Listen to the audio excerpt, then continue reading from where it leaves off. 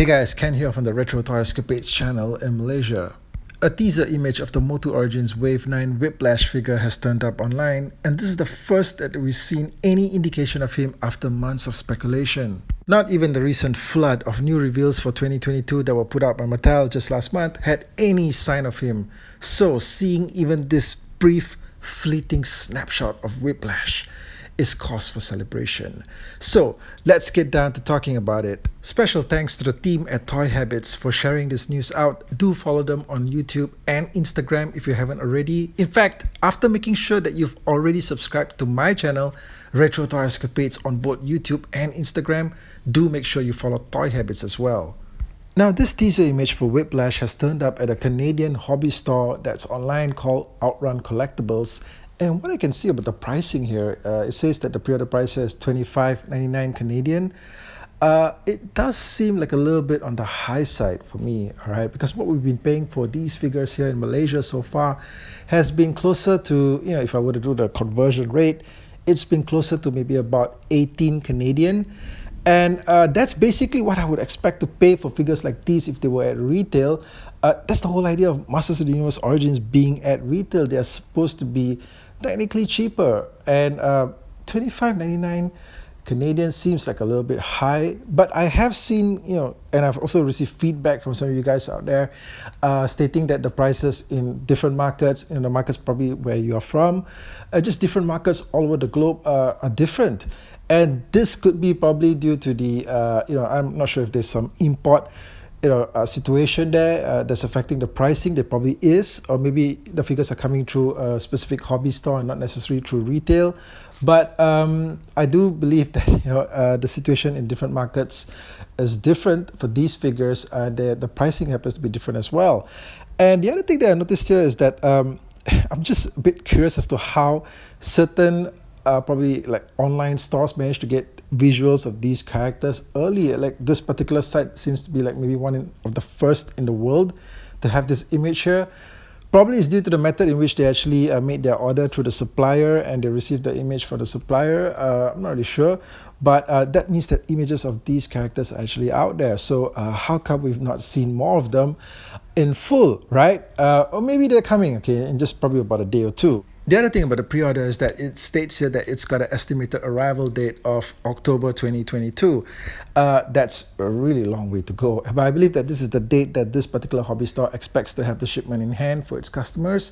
However, I do fully anticipate that this particular wave is going to hit retail, at least, maybe in Malaysia, most of Asia, and some other markets, at least by May of this year. Because, at the same time last year, that's when we received one full wave of Wave 5. Okay, we received Wave 4 in February, which lines up to when we received Wave 8 this year. So I'm expecting the next wave to probably hit. In fact, I was expecting it to arrive by sometime next week. Okay, maybe even 2 or 3 weeks time at the most. It does seem like the figures are coming out a bit later this year as compared to what we were receiving last year at the same time. Because last year we got into the year and by February we got Wave 4. And then in March we actually received 2 deluxe figures, which were Clam Cham and Ram Man. We got a vehicle, which was at the time the Land Shark. So far, but this year, we've only so far received Wave 8. We've not received like anything else, MOTU related, MOTU Origins related, nothing else. So it does seem like the figures are coming out a bit slower. I do hope that this particular wave arrives pretty soon so that we can get down to talking about it on the channel.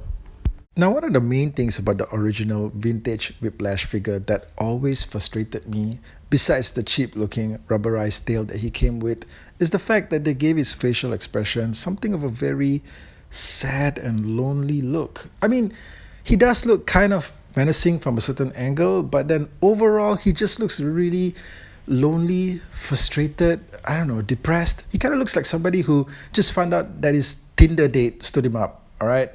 Well, he kind of looks like maybe how Kiefer Sutherland would have looked like, when Julia Roberts left him at the altar and ran off with his best friend all the way back in the 90s. But if you were to put him alongside the new Origins Whiplash figure that we're getting here, based on the image that we have, there is a substantial amount of improvement here to the facial sculpt. For one thing, the sculpt just looks, overall way more menacing and just way more confident looking. The new Whiplash head just looks more rounder, fuller, and better proportioned on that body of his. Now they also made his eyes narrower and just way more sinister looking. This time around you actually get a feeling of danger when you stare at him. He doesn't look like he's confused or just morose or anything like that. He just looks like he's ready to freaking kill something. And I do wish that they had actually done a little bit more work around the mouth area and the exposed teeth, because after I saw what they did with Clawful, and with Clawful they kind of like just completely redesigned his entire mouth and all the exposed teeth that he had on his Origins figure. It was just a complete overhaul from what we got with the vintage figure, and I was kind of expecting something similar like that here as well. But I suppose that we really would have to get this figure in hand to give a proper evaluation.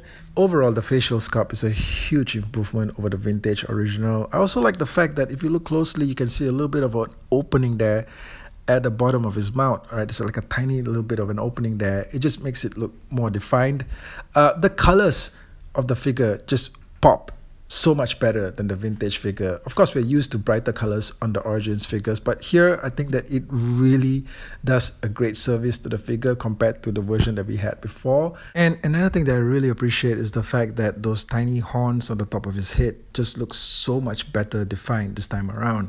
They just look so much more clearer, and I think that this is something that's just going to look way much better once we actually have the figure in hand. So yeah, let me know what you guys think of this facial sculpt in the comment section below. Of course, it sucks that at this point we only get to see him from the waist up, because I'm just itching to know what the new redesigned tail looks like. Okay, what kind of material did they use for the tail?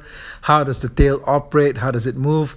I guess we're going to find out soon, all right? Because the way that these things work is that, once we start getting a few photos in, there'll soon be a flood of them. So while we wait for that to happen, leave your comments below and let me know what you guys think of the image of the new Origins Whiplash figure. I want to hear from you guys.